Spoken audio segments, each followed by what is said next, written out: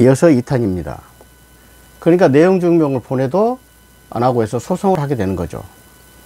왜냐하면 지금 현재 그 위층에 있는 가해자는 좀 이야기하지만 제가 수많은 그 사건을 겪었어도 참 안 좋은 사람이에요.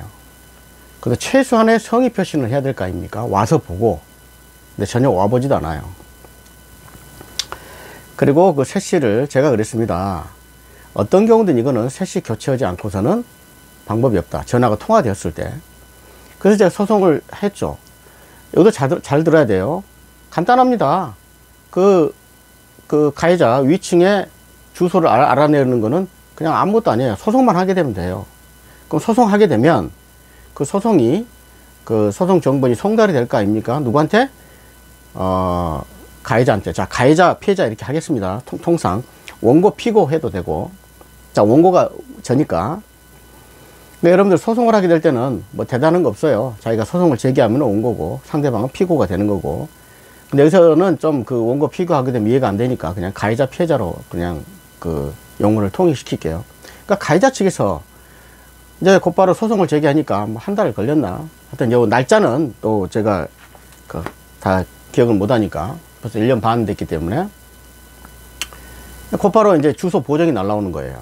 순서를 좀 잘 탄별로 여러분들이 봐서 주소 보정이 나오니까 그 판결문을 가지고 동사무소 가게 되면은 곧바로 주민등록 초본 등본을 뗄 수가 있어요. 주로 초본만 떼면 되죠.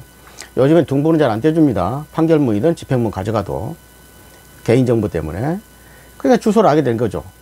그래서 그걸 주소를 이제 제대로 송달이 된 거죠. 그 주소한테 주소를 보정을 해서 제가 초본을 해서 다시 또 법원에 보냈죠.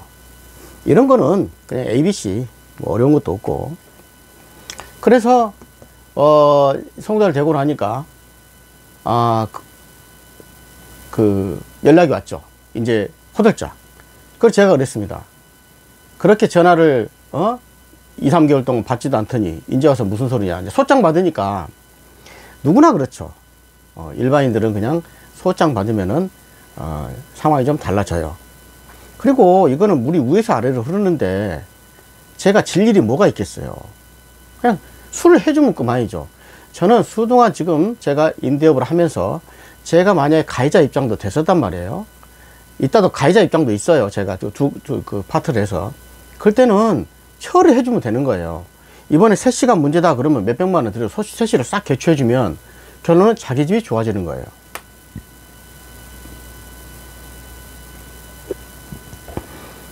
그러니까 누수는 어떤 경우든 발생할 수가 있으니까 그거를 마음을 먹기 나름이에요. 이거를 괜한 돈이 몇백만 원 들어간다 이렇게 생각할 필요가 없고 그냥 이건 내 집을 더 윤택하게 하고 내 집을 수리하는 거다 이렇게 생각하면 되는 거예요. 저는 항상 그렇게 생각하고 있어요.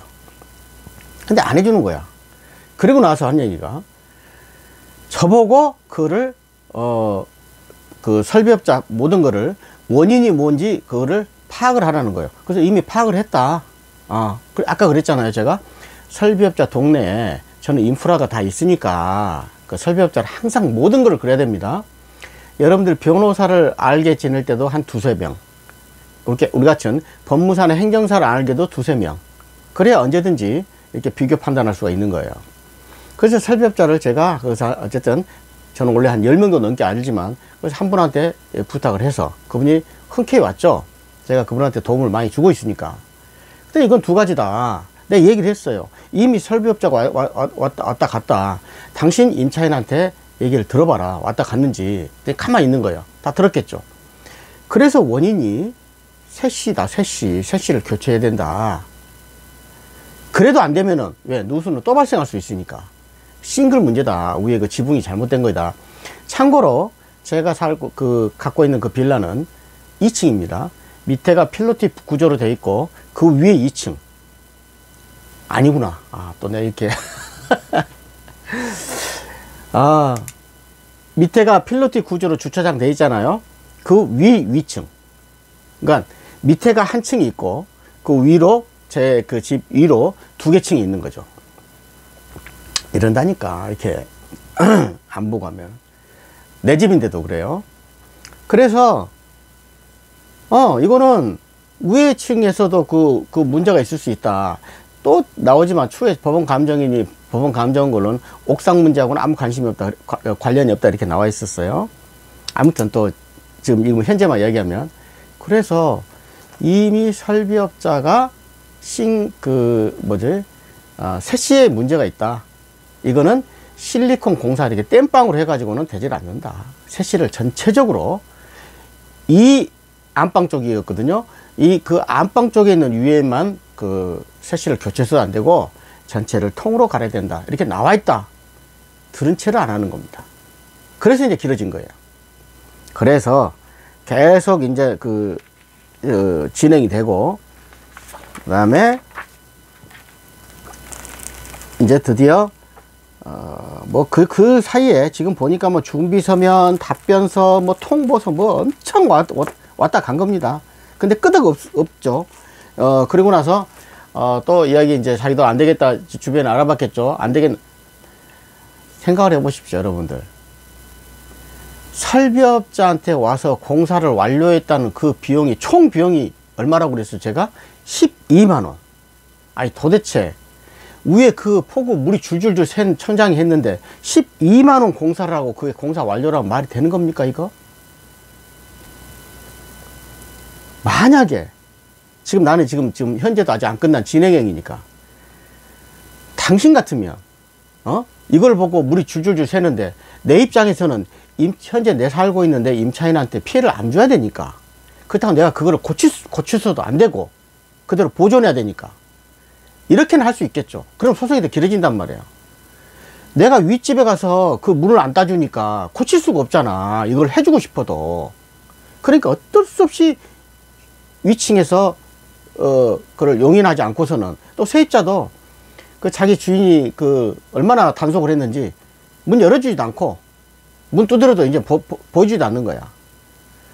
방법이 없어요. 그냥 현재 제 세입자는 그걸 충분히 알고, 냄새나고 이렇게 해서 주겠다. 이게 하여튼 뭐 그거는 계속 이야기를 하는 거죠. 그래서 저한테 나중에 그 이야기 하다가 이런 얘기를 합니다.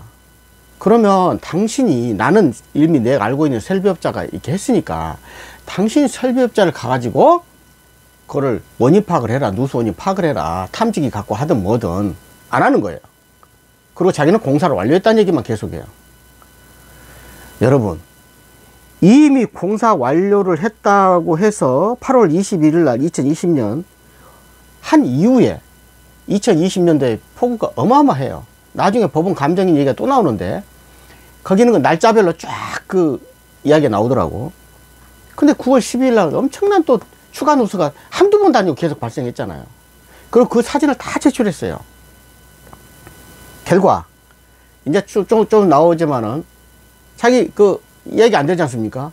그 사이에 저는 제가 또 많이 알고 있지만, 또 이 법률 관계, 법률에서 쭉 보고 제가 또 자문 변호사하고 통화해서 이거는 말이 안 되는 얘기다, 그런 얘기 해요. 물론 모든 소장이나 그 서류는 변호사 도움은 전 1도 안 받고 제가 다 한 겁니다. 제가 법률가잖아요. 이거에 대해서는 여러분 이거 하셔야 됩니다. 누수 소송이든 모든 소송에서는 변호사들은 탁상에서 의뢰인이, 클라이언트가 갖다주는 서류만 가지고 판단을 해요. 근데 저희들은 현장도 보고, 그리고 실전에 강하잖아요. 이건 말도 안 된다. 그래서 거기서 변호사한테는 법리적인 부분만 조금 도움을 받는 정도죠. 하여튼 어쨌든 여기서 이야기하면은 그 변호사도 요즘에는 사시 출신들이나 검사 판사 출신들은 좀 나아요. 근데 로스쿨 출신 변호사는 없는 이만 못합니다. 로스쿨 출신 변호사가 저를 싫어해도 할 말 없어요. 그 애들은 아무것도 없죠. 실력도 없고 현장 경험도 없고 아무것도 없이 그냥 이렇게 나와서 하는 애들이에요. 그래서 아무튼 그 사시 출신은 그랬는데도 이건 그렇게 이렇게 얘기를 해요.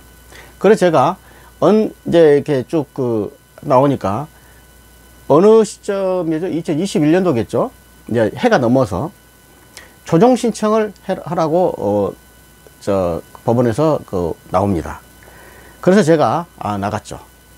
그런데 거기에 있는 법원, 솔직히 이걸 얘기해야 되나,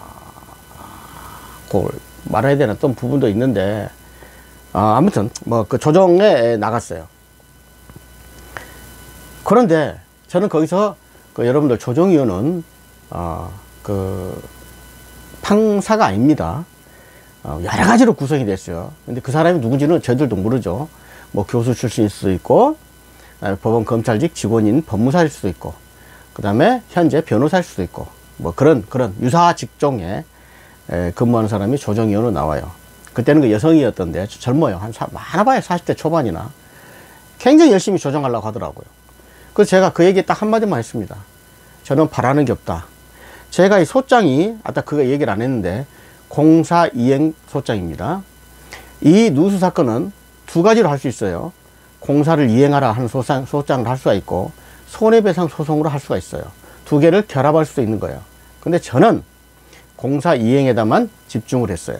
예. 공사만 이행하게 되면은, 왜? 자기 위에 있는, 색시 교체하고, 밑에 있는 천장만 다 드러내서 딱 수리만 해주면, 그게 공사 이행이잖아요. 손해배상 청구는 하지 않을 생각이었어요. 착한 피해자죠. 정말 착한 피해자. 저한테 많은 이메일이 온 분들 중에 이런 분들이 있어요. 자기가 가해자다. 위층이 있다. 하여튼, 그, 집합건물에서는 가해자는 뭐예요? 위층인 거예요. 피해자는 아래층이니까. 근데 아래층에서 너무 심한 손해배상 뭐 몇천만 원을 요구한다. 이런 사람이 많더라고요. 저는 그러지 않았어요, 그냥. 쉽게 해서, 보여드릴까?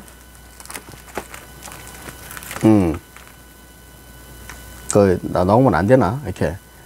하여튼,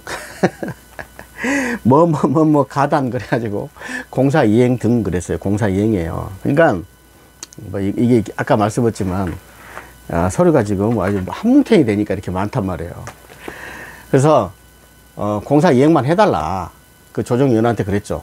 그러니까 조정위원도 그 가해자한테 그러는 거예요. 공사만 이행해주면 되지 않겠느냐. 그러니까 얘가, 그럼 공사를 하겠다 그래요.